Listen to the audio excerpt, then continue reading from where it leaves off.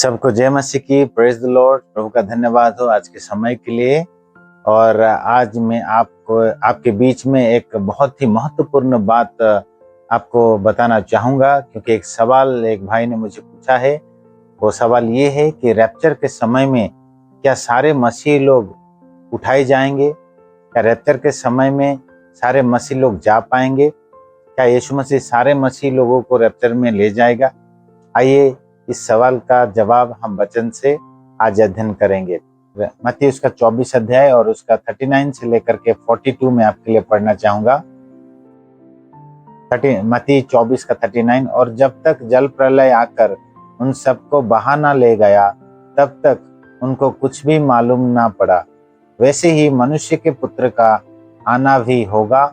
उस समय 2 जन खेत में होंगे, एक ले लिया जाएगा और दूसरा छोड़ दिया जाएगा। 2 स्त्रियां चक्की पीसती हो रहेंगी, एक ले ली जाएगी और दूसरी छोड़ दी जाएगी। इसलिए जागते रहो, क्योंकि तुम नहीं जानते कि तुम्हारा प्रभु किस दिन आएगा। तो यहाँ पर स्पष्ट रीति से कहा गया है, जिस नूह के समय में हुआ था, ठीक उसी तरह मनुष्य पुत्र के आने के समय में होगा। उस समय 2 जन खेत में होंगे, एक ले लिया जाएगा, एक रह जाएगा। 2 स्त्रियां चक्की पीसती होगी, एक ले लिए जाएंगी और दूसरी रह जाएगी। इसका मतलब क्या है कि रैप्चर में सारे मसीह लोग नहीं जा पाएंगे, केवल वही जाएंगे कि तैयार है, केवल वही जा पाएंगे।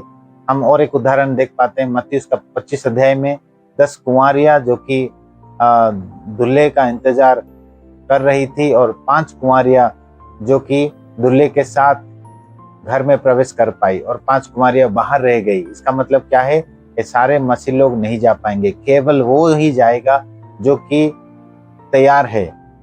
तो मेरे प्रियो, और भी हम देखेंगे कि यीशु मसीह जो दुल्हा है और वो जो आएंगे तो उनकी दुल्हन कैसी होनी चाहिए। तो मैं आपको बताना चाहूंगा, उसकी दुल्हन, यीशु मसीह का दुल्हन पहला तो पवित्र होना जरूरी है। यीशु मसीह का दुल्हन पहले धर्मी होना जरूरी है। यीशु मसीह का दुल्हन शुद्ध होना जरूरी है, निर्दोष होना जरूरी है।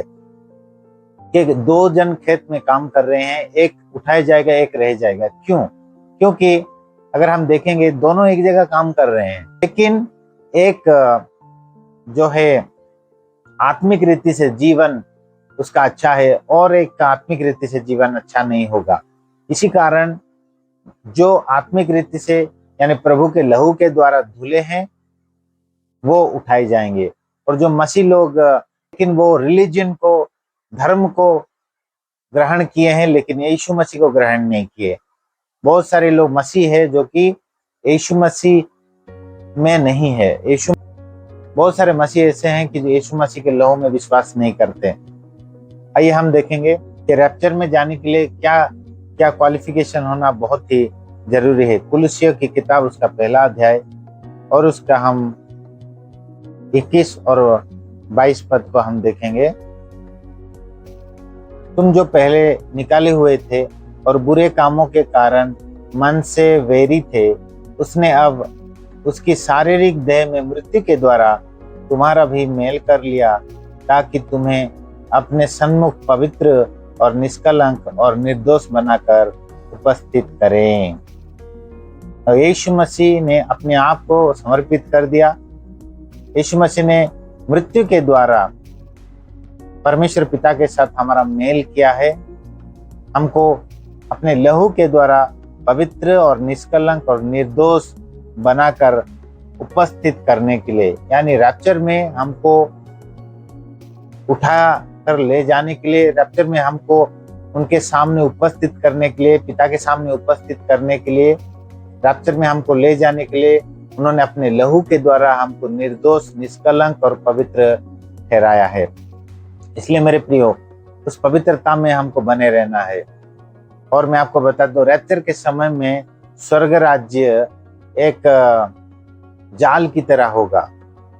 हम अगर उसको मत्ती उसका 13 अध्याय में देखेंगे, उसका 47 से 48 पद, फिर स्वर्ग का राज्य उस बड़े जाल के समान है जो समुद्र में डाला गया और हर प्रकार की मछलियों को समेट लाया।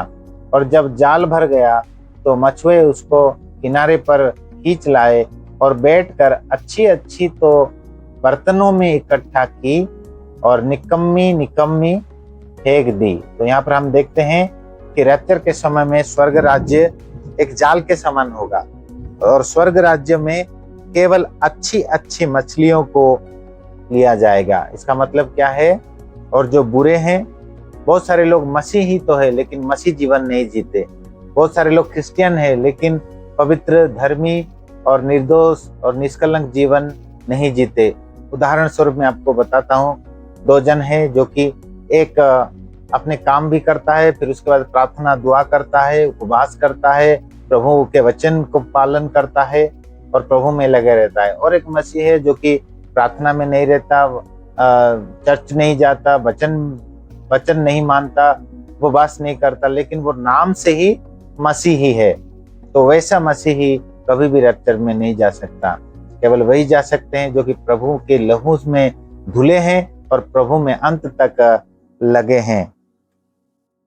पहला थिस्सलुनीकी की किताब और उसका 5वां अध्याय और उसका 23 पद में हम देख पाते हैं, बहुत ही इंपॉर्टेंट वचन है। हम देखेंगे कि शांति का परमेश्वर आप ही तुम्हें पूरी रीति से पवित्र करे और तुम्हारी आत्मा और प्राण और देह हमारे प्रभु यीशु मसीह के आने तक पूरे पूरे और निर्दोष सुरक्षित रहे। तो यहाँ पर हम देख पाते हैं यीशु मसीह के आने तक हमारा आत्मा, प्राण और शरीर जैसे कि निर्दोष, पवित्र और निष्कलंक रहे। इसलिए परमेश्वर पिता हमको सहायता करते हैं। इसलिए हमको परमेश्वर पिता में रहना है, हमको यीशु मसीह में रहना है, पवित्र आत्मा की सहायता से हमको चलना है। तो हम अंत तक, यीशु के दिन तक हम बने रह पाएंगे। और एक वचन आपको दिखाना चाहूंगा, इफिसियों की किताब उसका 5वां अध्याय 25 से 27। हे पतियों, अपनी अपनी पत्नी से प्रेम रखो, जैसा मसीह ने भी कलीसिया से प्रेम करके अपने आप को उसके लिए दे दिया। मसीह ने, यहाँ पर मसीह और कलीसिया के बारे में कहा जाता है, विशेष करके कि मसीह ने भी कलीसिया से प्रेम करके अपने आप को उसके लिए दे दिया कि उसको वचन के द्वारा जल के स्नान से शुद्ध करके पवित्र बनाए। देखिए, यीशु मसीह अपने आप को दे दिया, अपने लहू बहाया ताकि वो कलीसिया को, हर एक विश्वासी को शुद्ध और पवित्र करे और उसे एक ऐसी तेजस्वी कलीसिया बनाकर अपने पास खड़ी करे जिसमें ना कलंक, ना झुर्री, ना कोई और ऐसी वस्तु हो, परंतु पवित्र और निर्दोष हो। देखिए, वो तेजस्वी कलीसिया बनाकर अपने पास खड़ी करे। रैप्चर में प्रभु हर एक विश्वासी को लेने के लिए आ रहे हैं जो कि पवित्र, निर्दोष, वही तेजस्वी होकर यानी महिमा के देह में रूपांतरित होकर के रैप्चर के समय में जब तुरी फूकी जाएगी तो वही विश्वासी जो कि निर्दोष, निष्कलंक, प्रभु के दिन तक अपने आप को पवित्र करके प्रभु के वचन में लगा है, वो उठाया जाएगा और यीशु मसीह रैप्चर के समय में अपने साथ खड़ा करेगा। पवित्र, निर्दोष और निष्कलंक कलीसिया को तेजस्वी कलीसिया बनाकर अपने पास खड़ी करे जिसमें ना कलंक, ना झुर्री, ना कोई और ऐसी वस्तु हो, परंतु पवित्र और निर्दोष हो। यानी यीशु मसीह अपने आप को दे दिया कि जो कोई भी उसके लहू में विश्वास करेगा वो निर्दोष, निष्कलंक और पवित्र ठहराया जाएगा। प्रभु का धन्यवाद हो, उन्होंने कलीसिया से ऐसा प्रेम किया, आपसे और मुझे ऐसा प्रेम किया कि रैप्चर में के समय में जैसे हम उठाए जाए, इसलिए उन्होंने अपना जीवन दे दिया ताकि कलीसिया को निर्दोष, निष्कलंक और पवित्र ठहराए और अपने पास खड़ा कर सके। प्रभु का धन्यवाद हो कि रैप्चर के समय में वही लोग उठाए जाएंगे जो कि यीशु मसीह के दुल्हन होने के लिए तैयारी किए होंगे, जो कि यीशु मसीह के दुल्हन की तरह अपने आप को आत्मिक रीति से सजाए होंगे, पवित्रता में, धार्मिकता में, प्रार्थना में, वचन में, उपवास में, जो प्रभु में लगे रहेंगे। बहुत सारे ऐसे लोग भी हैं जो अपने आप को मसीही कहते हैं, क्रिश्चियन कहते हैं, लेकिन वो प्रार्थना नहीं जाते, उपवास नहीं करते, वचन में नहीं लगे रहते, दारू भी पीते हैं, तो वैसे मसीह लोग रैप्चर में नहीं जा पाएंगे, क्योंकि स्वर्ग राज्य उस समय में ऐसी जाल की तरह होगा जो कि अच्छी अच्छी मछलियां को अपने पास लेगा और बुरी मछलियों को बाहर फेंक देगा। तो बहुत ही ये सीरियस बात है कि रैप्चर को हम भी सीरियस लें, क्योंकि यीशु मसीह जो दुल्हा है, तो आप थोड़ा सोचिए उनकी दुल्हन का चरित्र कैसा होना जरूरी है, उनका दुल्हन का क्वालिटी कैसा होना जरूरी है। फिलिपियों की किताब उसका पहला अध्याय और उसका 9-10 पद को हम देखेंगे। मैं ये प्रार्थना करता हूँ कि तुम्हारा प्रिय ज्ञान और सब प्रकार के विवेक सहित और भी बढ़ता जाए, यहाँ तक कि तुम उत्तम से उत्तम बातों को प्रिय जानो और मसीह के दिन तक सच्चे बने रहो और ठोकर ना खाओ। तो यहाँ पर पौलुस प्रार्थना करता है कलीसिया के लिए कि कलीसिया मसीह के दिन तक सच्चे बने रहे और ठोकर ना खाए। इंग्लिश में लिखा है कि and it is my prayer that your love may abound more and more with knowledge and all discernment, so that you may approve what is excellent, and so be pure and blameless for the day of Christ। पौलुस कहते हैं कि पौलुस कलीसिया के लिए प्रार्थना करते हैं कि यीशु मसीह के दिन तक for the day of Christ कलीसिया प्योर और ब्लेमलेस बनी रहे।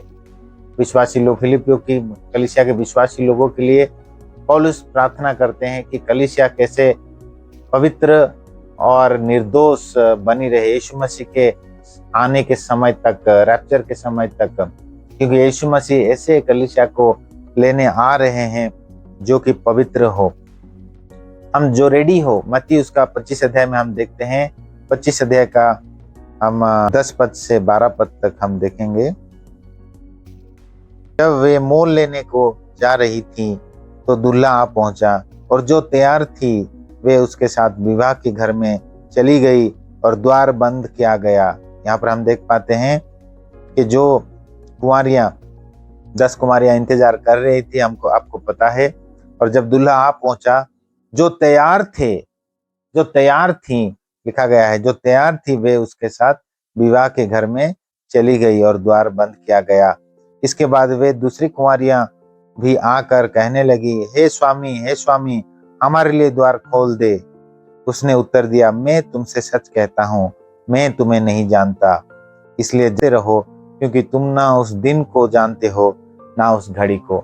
मेरे प्रियो, यहाँ पर हम देखते हैं 10 कुंवारी इंतजार कर रही थी, लेकिन केवल 5 ही दूल्हे के साथ घर में प्रवेश कर पाई, क्योंकि वो 5 तैयार थी, और वो दूसरे 5 कुंवारियां जो कि मूर्ख थी, उनको मूर्ख कहा गया है क्योंकि वो तैयार नहीं थी, पूरी तरह से तैयारी नहीं की थी।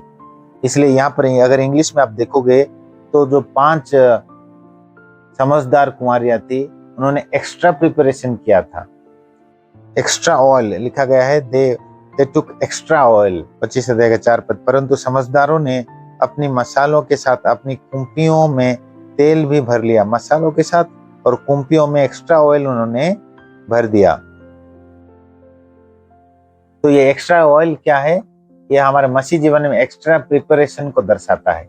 इसलिए हमको मसीह में एक्स्ट्रा प्रिपरेशन करना जरूरी है।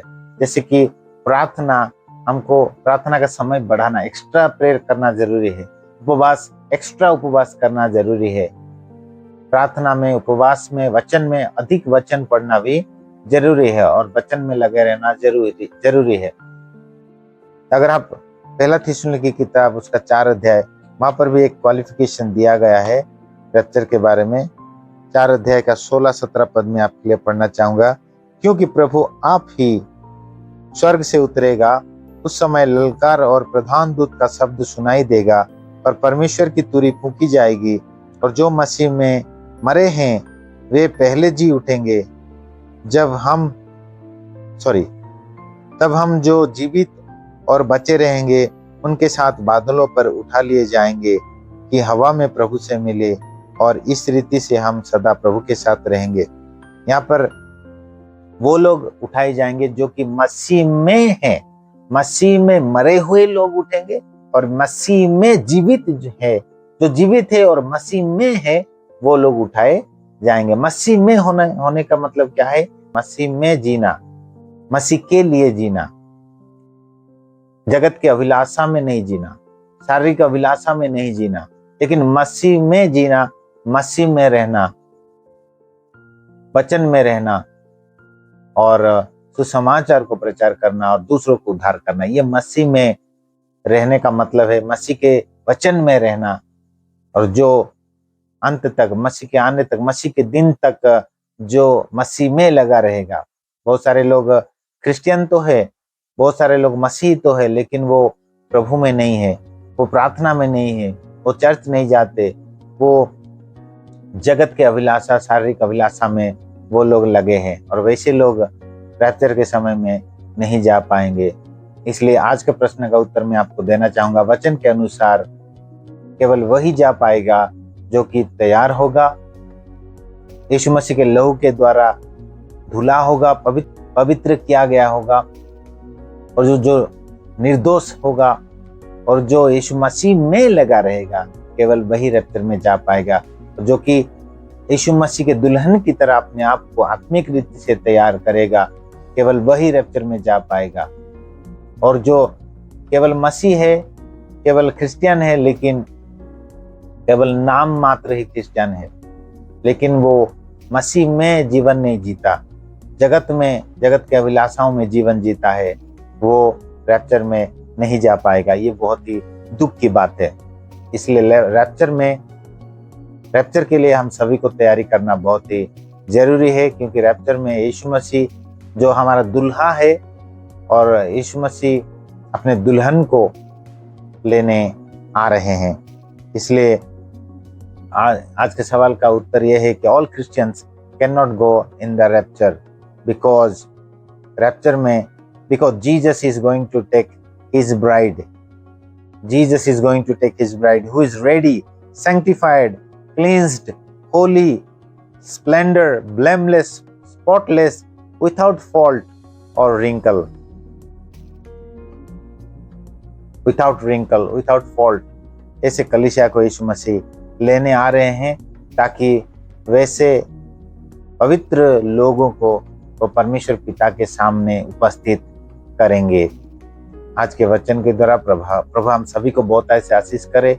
और मेरी आपसे एक अनुरोध है कि आप अपने आप को तैयार करें। Extra preparation is needed. जैसे कि 5 समझदार कुंवारियां एक्स्ट्रा ऑयल अपने पात्र में उन्होंने लिया था, ठीक उसी तरह हमको एक्स्ट्रा प्रिपरेशन करना बहुत ही जरूरी है। प्रार्थना में, वो उपवास में, वचन में लगे रहना बहुत ही जरूरी है। और दूसरों को यीशु मसीह के बारे में सुसमाचार सुनाना बहुत ही जरूरी है। और यीशु मसीह का आना बहुत ही निकट है, और सारे संकेत, चिन्ह, लक्षण हम देख पा रहे हैं। इसलिए अपने आप को तैयारी करें। आज के वचन के द्वारा प्रभु हम सभी को बहुत अच्छे आशीष करे। God bless you. मेरा चैनल आप सब्सक्राइब कर सकते हैं, और इस मैसेज को अपने नियर डियर फ्रेंड्स, रिलेटिव्स सभी को आप शेयर कीजिए, ताकि वो लोग भी अपने आप को तैयारी कर सके। सबको जय मसीह की। God bless you.